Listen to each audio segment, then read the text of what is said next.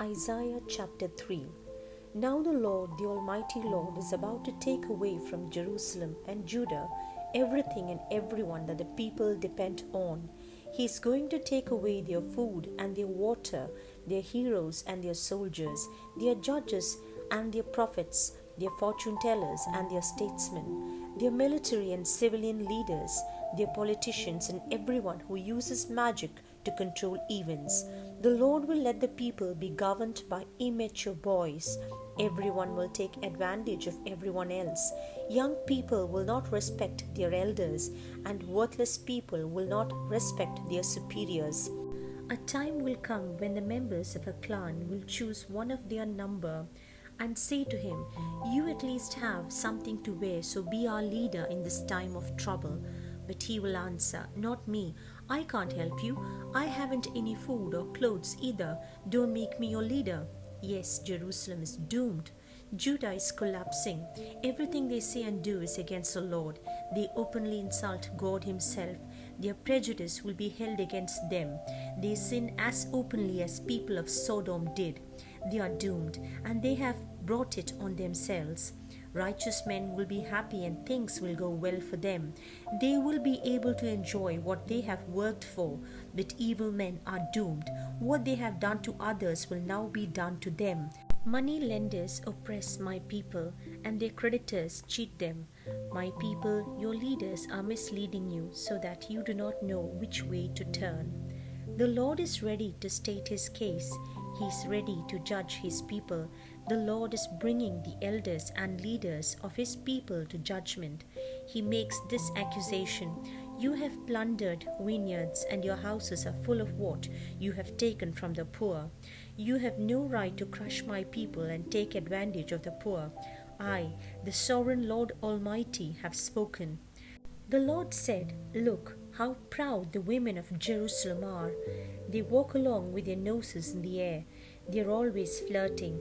They take dainty little steps, and the bracelets on their ankles jingle. But I will punish them. I will shave their heads and leave them bald. A day is coming when the Lord will take away from the women of Jerusalem everything they are so proud of, the ornaments they wear on their ankles, on their heads, on their necks, and on their wrists. He will take away their veils and their hats, the magic charms they wear on their arms and at their waists, the rings they wear on their fingers and in their noses, all their fine robes, gowns, cloaks, and purses, their revealing garments, their linen handkerchiefs, and the scarves and long veils they wear on their heads. Instead of using perfumes, they will stink. Instead of fine belts, they will wear coarse robes. Instead of having beautiful hair, they will be bald. Instead of fine clothes, they will be dressed in rags. Their beauty will be turned to shame. The men of the city, yes, even the strongest men, will be killed in war. The city gates will mourn and cry, and the city itself will be like a woman sitting on the ground, stripped naked. Isaiah chapter 4. When the time comes, 7 women will grab hold of one man and say, "We can feed and clothe ourselves, but please let us say you are our husband, so that we won't have to endure the shame of being unmarried." The time is coming when the Lord will make every plant and tree in the land grow large and beautiful. All the people of Israel who survive will take delight and pride in the crops that the land produces. Everyone who is left in Jerusalem, whom God has chosen for survival, will be called holy.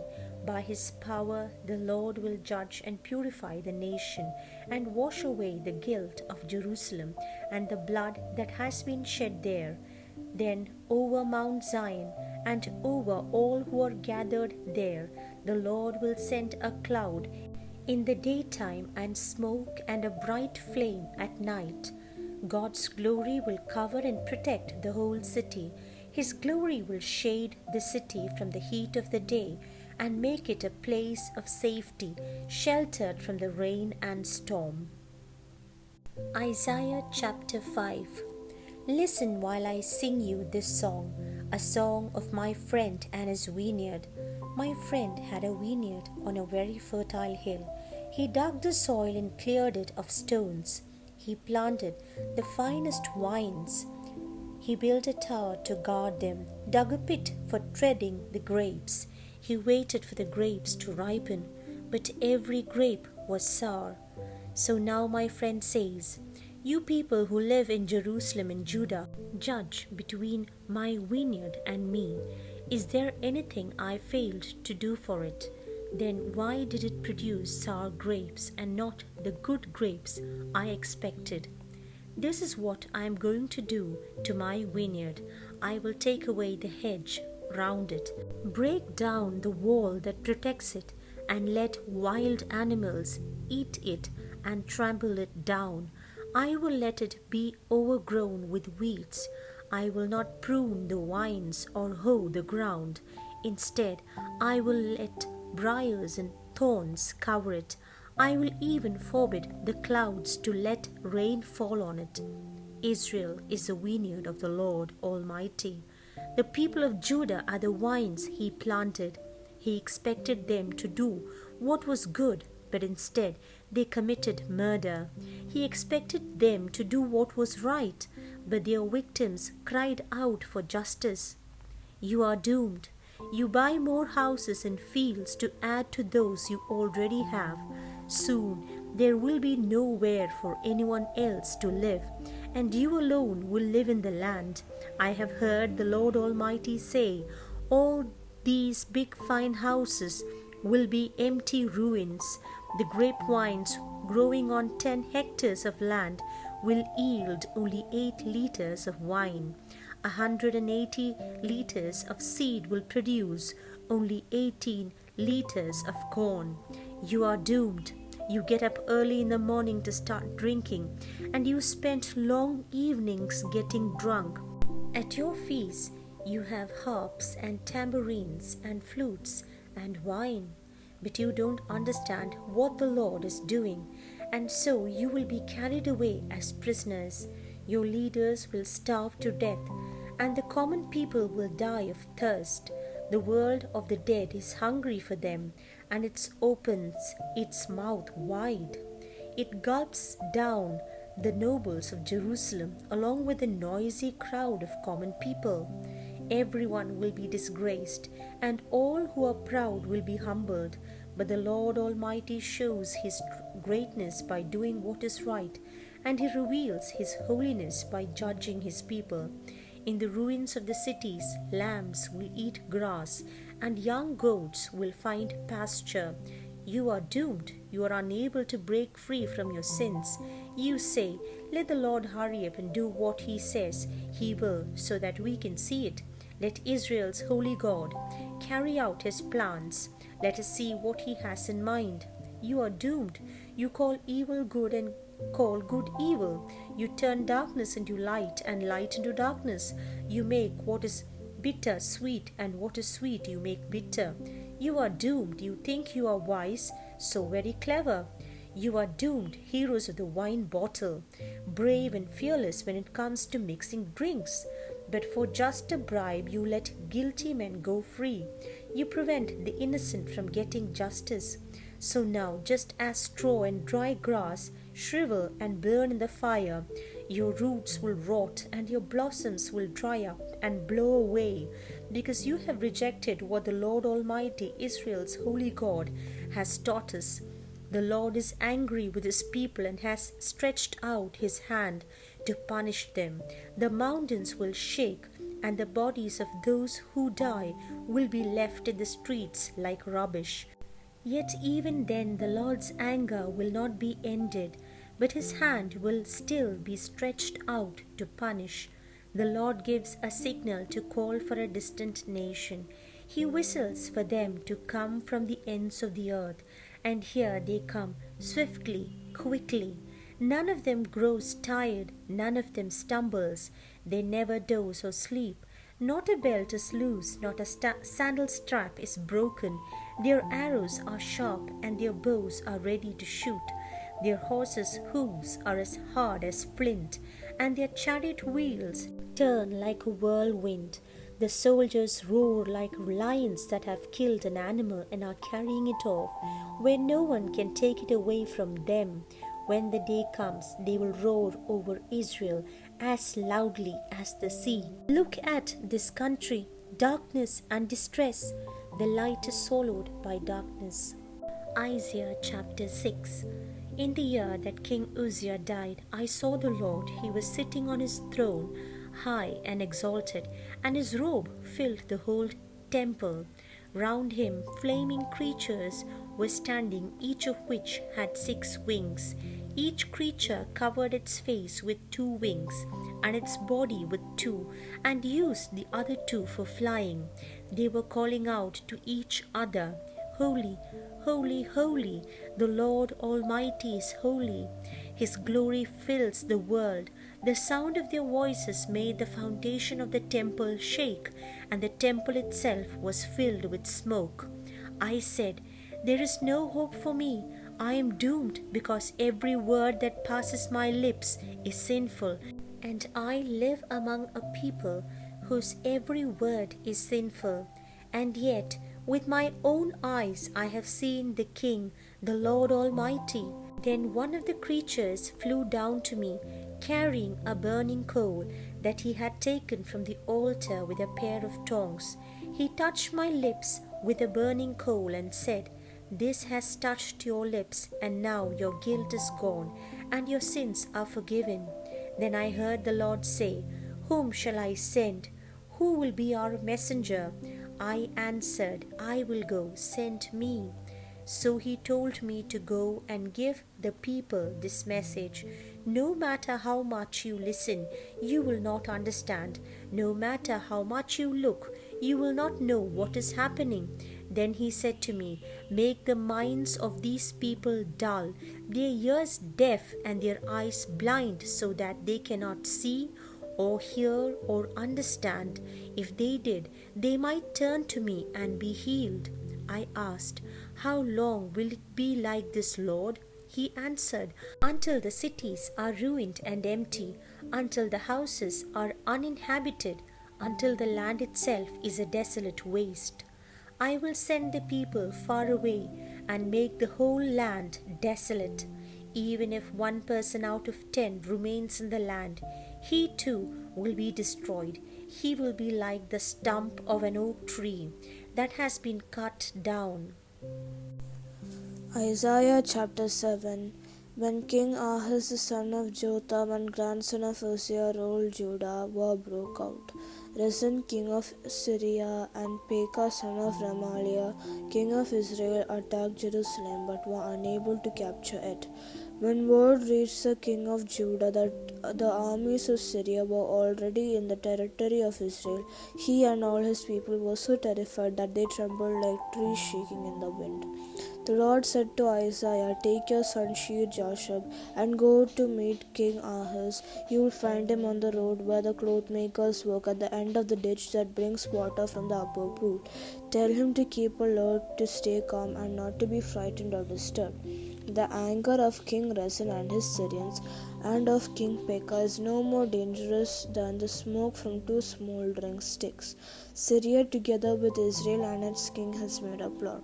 They intend to invade Judah, terrify the people into joining their side, and then put Tabel's son on the throne. But I, the Lord, declare that this will never happen. Why? Because Syria is no stronger than Damascus, its capital city, and Damascus is no stronger than King Rezin. As for Israel, within 65 years it will be too shattered to survive as a nation. Israel is no stronger than Samaria, its capital city, and Samaria is no stronger than King Pekah. If your faith is not enduring, you will not endure. The Lord sent another message to Ahaz. Ask the Lord your God to give you a sign. It can be from deep in the world of the dead or from high up in heaven. Ahaz answered, I will not ask for a sign. I refuse to put the Lord to the test. To that Isaiah replied, Listen now, descendants of King David. It's bad enough for you to wear out the patience of men. Must you wear out God's patience too?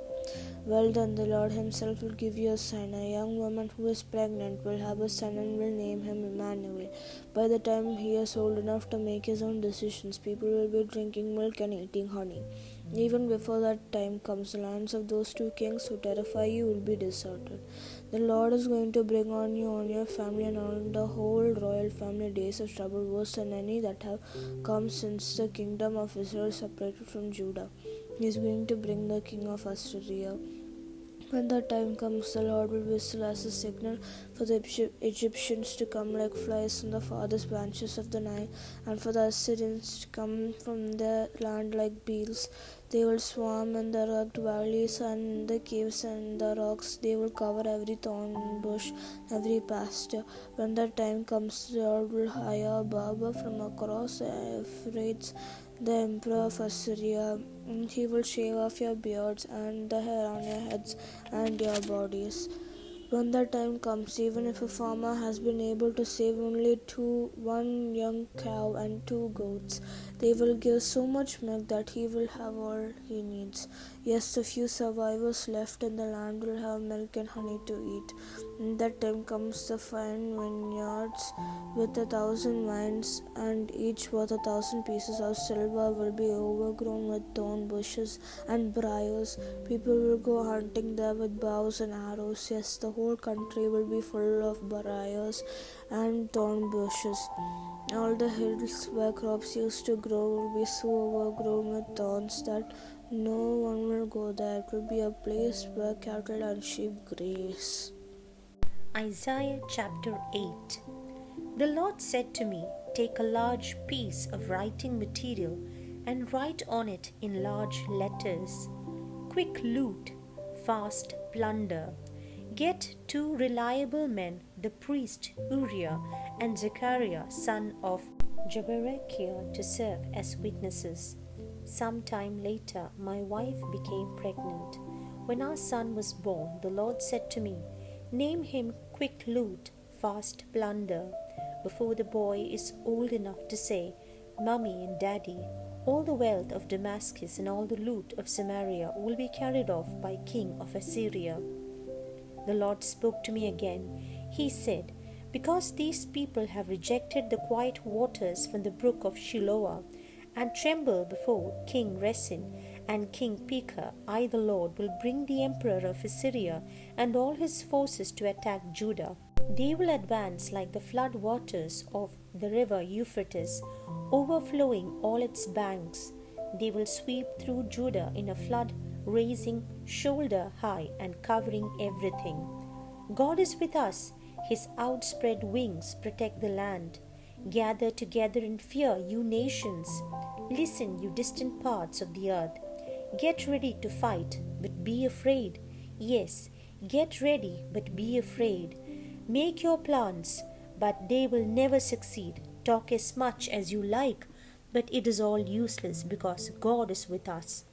With his great power, the Lord warned me not to follow the path which the people were following.